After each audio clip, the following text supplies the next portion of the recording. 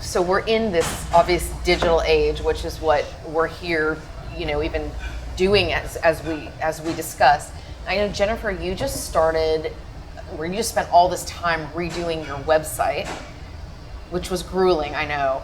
What do you think about branding in this digital age? I mean, because it's different now than when we started our businesses. How is it affecting the way that you do business? And it affects every single aspect of my business. So not only is my business branded, but my events are branded.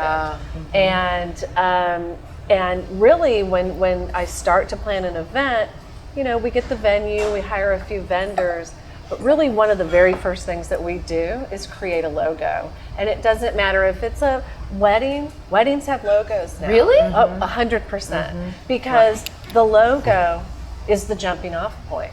I almost can't start talking about what the centerpieces are going to be or what the vibe of the event is until that very special logo is made, because the fonts speak to you. The looks, the colors, the color combinations, it sets the tone, and that's the jumping off point. So for me, my events are branded and my business is absolutely branded. So you've almost had to become like a marketing, forget just an event planner, you're a marketing expert at this point. You're doing marketing events times 100. Absolutely. I've got a small community of people that literally follow me because they have an event coming up, let's say in a year. And so every Saturday night when I'm online and I'm posting pictures of my party, they're blowing up the pictures and looking at what centerpieces did I do. So, absolutely. Facebook, Instagram, now my new website that's finally done. It's beautiful, those are all very, very important parts of my business. Right. What's the name of your website?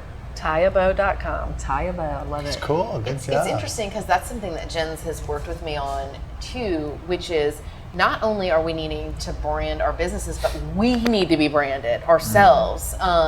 Who is Jennifer Hines is as important as what is TyeaBow. Sure. Did you think about that? I mean, are you guys thinking about that when you're starting? I mean, even writing a book.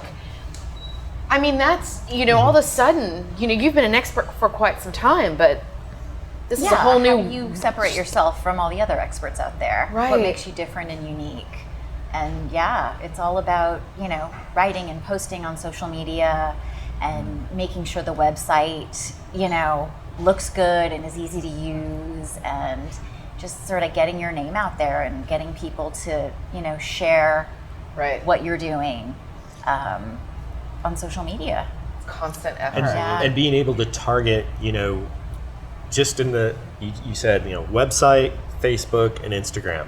Those are 3 different markets. Those are 3 different people that you are going towards. Yeah, because I do kids parties. Yeah. So the Instagram is for the kids to follow me, and the Facebook is for the parents to follow me. Exactly. Oh, yeah.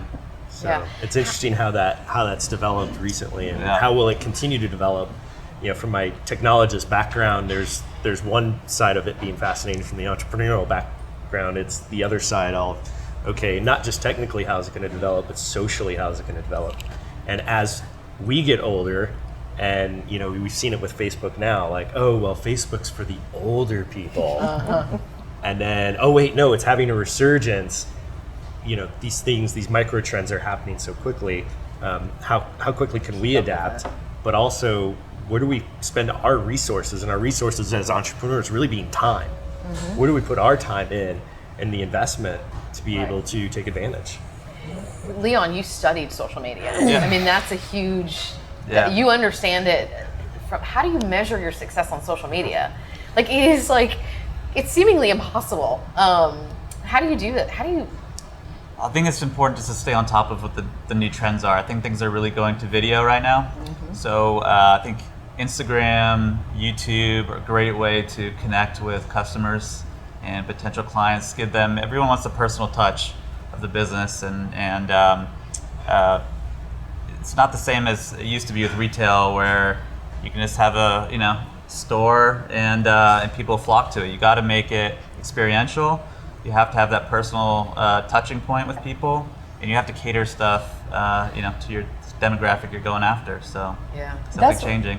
Well, that's what I was going to say is, you know, that saying, people like to do business with who they know, like, and trust. Exactly. Well, now with social media, they really get to know you through your social media. And we want to give our dollars to people that we like. For sure.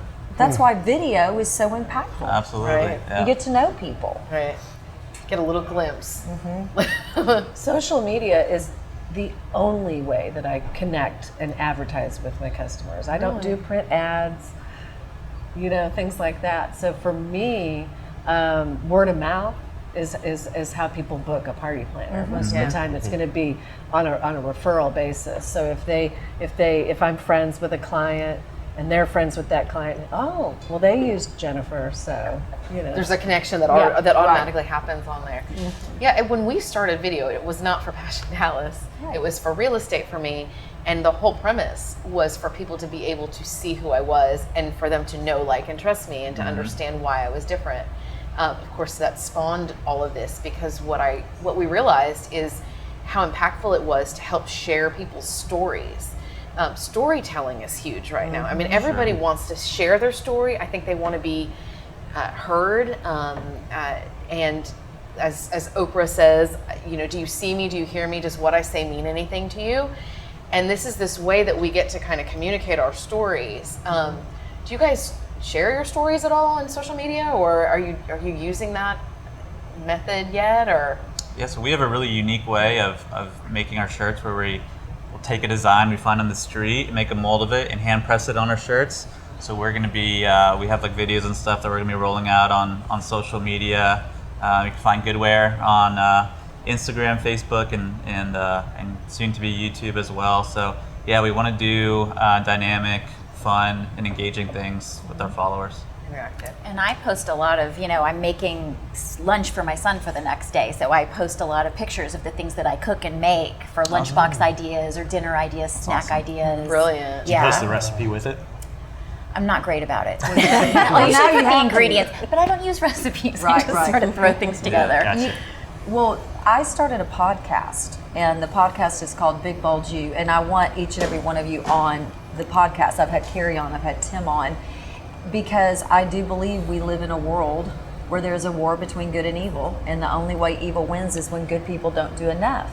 And we have to support and champion other good people, which is really the premise of Passion Dallas, and it's your passion. Kari's passion is she sees all these amazing, incredible people in Dallas, and she wants to shine that spotlight on us, because if you do good things to good people, they'll go do other good things for other people. Yeah, and I think people want that right now. I think that we are all craving human touch and human nature, and we want to feel relational again. I'm a super relational person. Everybody I know and hang out with is relational. All of you guys are.